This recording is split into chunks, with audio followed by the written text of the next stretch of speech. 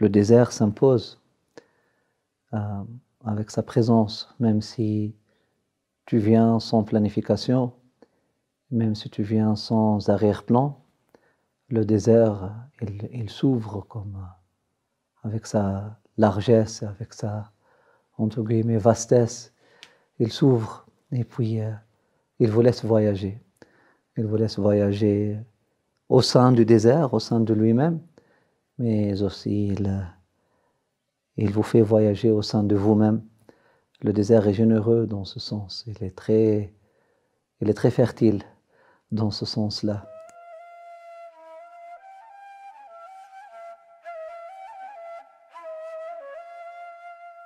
Nous avons commencé le voyage vendredi.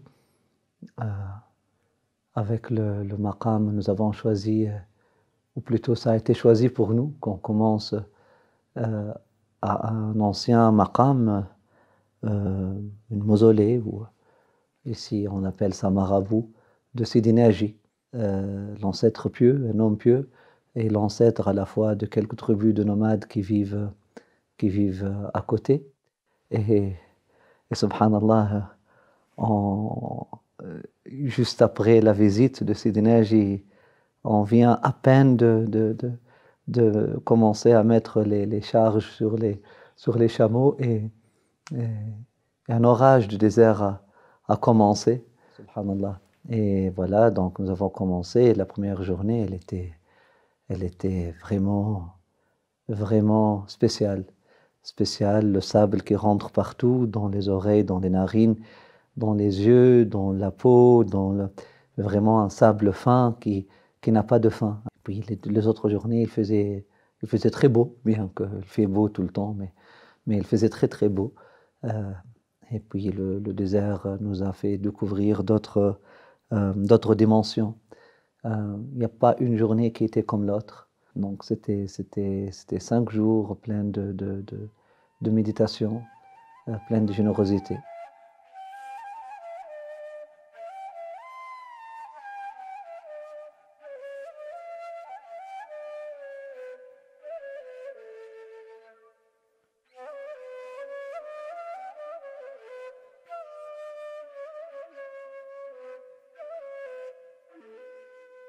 De moi-même, il arrive souvent, le plus souvent que je parle à moi-même. C'est le cœur qui parle à la raison, c'est la raison qui parle au cœur, c'est l'âme qui parle au cœur, et voilà, donc les différentes dimensions intérieures. Alhamdoulilah, on avait ces 2 compagnons de route qui étaient très serviables et très ouverts, et puis qui ont permis la manifestation de plusieurs enseignements, de plusieurs secrets partagés. Et les observations, ce n'étaient pas des enseignements préparés, c'était des observations qui venaient, voilà, à l'occasion de contempler une rose qui s'appelle la rose de Jéricho, ou juste en contemplant un arbre qui poussait seul dans le désert. Ou de l'existence de Kun, elle est la même. Il a une graine d'une vie, il a ce qu'on appelle la graine de la vie universelle, qui est la même partout, derrière la plante, derrière l'animal, derrière le poisson, derrière l'oiseau, c'est la même. Allah, Allah, la ilaha illallah. Le feu aussi nous a été très généreux avec nous. Il a partagé avec nous un enseignement. Ce sont les signes de Dieu sont là qui fait parler la puissance de Dieu, qui fait parler la beauté de Dieu, qui fait parler la vérité de Dieu. Voilà. Les frères étaient à l'écoute, effectivement, et vers la fin, même les frères qui nous accompagnaient, les chameliers étaient très touchés, bien que certains ne comprenaient pas le français, et puis le partage était fait en français, mais ils étaient là, et puis on a fait même quelques partages en arabe local, et puis c'était merveilleux.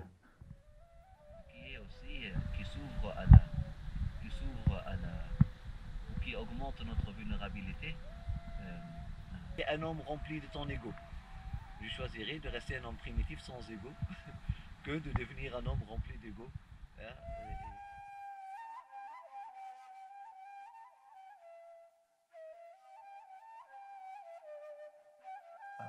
Donc le désert, ça s'est super bien passé. Pour moi, c'était vraiment la première fois que j'ai cette expérience-là.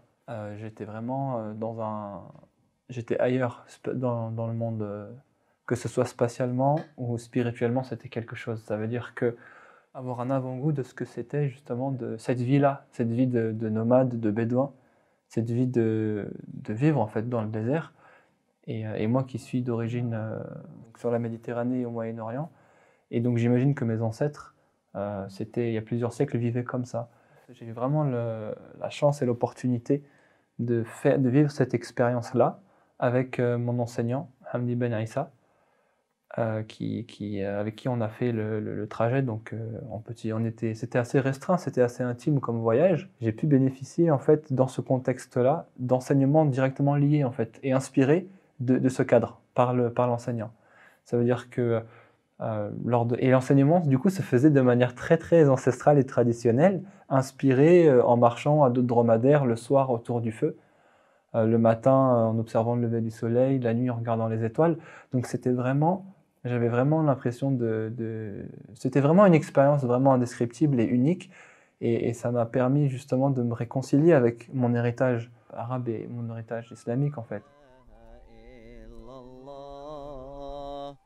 لا إله إلا الله لا إله إلا الله صلوا على La marche, elle était différente parce qu'on marchait pour arriver à une destination. On faisait 5 heures de marche, 6 heures de marche. On a fait, je pense, 7 heures de marche. Une journée, nous avons fait 7 heures de marche. Et la marche, elle est très, très, très organique. Et marcher avec les chameaux est encore plus révélateur. Et là, il y a des choses qui bougent. Et puis, moi qui connaissais beaucoup de poésie soufie arabe, et là, je me suis trouvé en train de faire le dhikr et de chanter cette poésie soufie-là. Et là, j'ai vu que la cadence de la marche des chameaux et la cadence de notre marche à côté des chameaux, mais c'était ça qui a fait naître comment dire, l'air, ou qui a fait naître le rythme de cette poésie-là. Effectivement, la poésie arabe, elle a été forgée sur le rythme, effectivement, de la marche, de la cadence de la marche dans le désert. D'enseigner organique, effectivement, là je comprends plus que voilà, le prophète sallallahu alayhi wa sallam, en marchant dans le désert, il appelait tel ou tel compagnon, lui dit Ya Ghulam, je vais te dire quelque chose, rappelle-toi de ça. Mais vraiment, en marchant, il y a tout un savoir, il y a toute une énergie, il y a des trésors cachés en nous qui commencent à s'offrir, à se découvrir. Subhanallah.